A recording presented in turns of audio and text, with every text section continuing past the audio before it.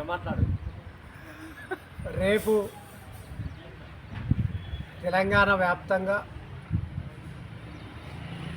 రాష్ట్రంలో ఉన్న విద్యార్థి సంఘాలు అదేవిధంగా విపక్ష పార్టీలు నీట్ పరీక్ష లీకేజ్కు సంబంధించి అదేవిధంగా నీట్ పరీక్ష లీకేజ్ కావడం వల్ల దాదాపు 32 మంది విద్యార్థులు చనిపోవడం జరిగింది. అదేవిధంగా సిబిఎస్ఈ పరీక్ష కూడా మూల్యాంకనంలో చాలా పెద్ద ఎత్తున తప్పులు జరిగినాయి. దీనికి సంబంధించి కేంద్ర విద్యాశాఖ మంత్రి ధర్మేంద్ర ప్రధాన్ రాజీనామా చేయాలని జంతర్ మంతర్ దగ్గర ఎంతోమంది మేధావులు, విద్యార్థి సంఘాలు,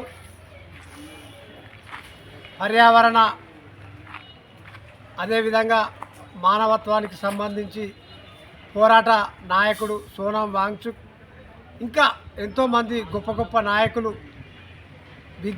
విద్యారంగంలో సంస్కరణలు జరగాలి, నీట్ పరీక్ష లీకేజ్ అయిన విషయాలకు సంబంధించి వాళ్ళకు కఠిన శిక్షలు పడాలి, ఇంకొకసారి ఇటువంటి తప్పులు చేయొద్దనే ఉద్దేశంతో వాళ్ళు దాదాపు గత 40 రోజుల నుంచి అక్కడ పోరాటాలు చేస్తారు. అయితే చలో పార్లమెంటు కార్యక్రమాన్ని కాక్రోచ్ పార్టీ విద్యార్థుల సమస్యల గురించి కేంద్ర ప్రభుత్వం, మోడీ ప్రభుత్వం స్పందించకపోవడం వల్ల చలో పార్లమెంటు కార్యక్రమం తీసుకుంటే ఢిల్లీలో లక్షల మంది విద్యార్థులు తరలి రావడం జరిగింది.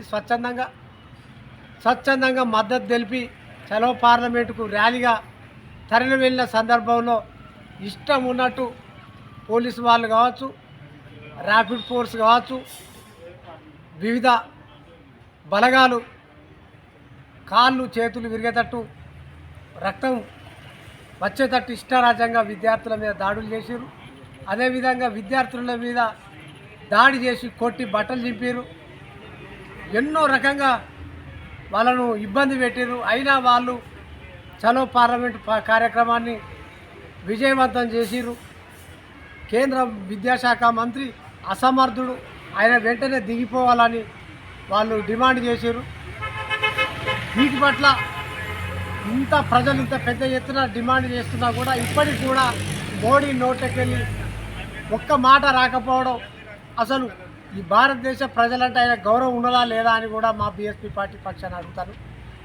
ఇవాళ బీజేపీ పార్టీకి ఏమాత్రం చిత్తశుద్ధి ఉన్నా కేంద్ర విద్యాశాఖ మంత్రి ధర్మేంద్ర ప్రధాన్ను క్యాబినెట్కి వెళ్ళి తొలగించాలి, అదేవిధంగా విద్యార్థి కుటుంబాలకు న్యాయం చేయాలి, నీట్ పరీక్షలో తప్పులు చేసిన దుర్మార్గులకు కఠిన శిక్షలు పడాలి, అదేవిధంగా విద్యారంగంలో కఠిన చట్టాలు తీసుకురావాల్సిన అవసరం ఉన్నదని కూడా బీఎస్పీ పార్టీ పక్షాన ఈ సందర్భంగా డిమాండ్ చేస్తున్నాం.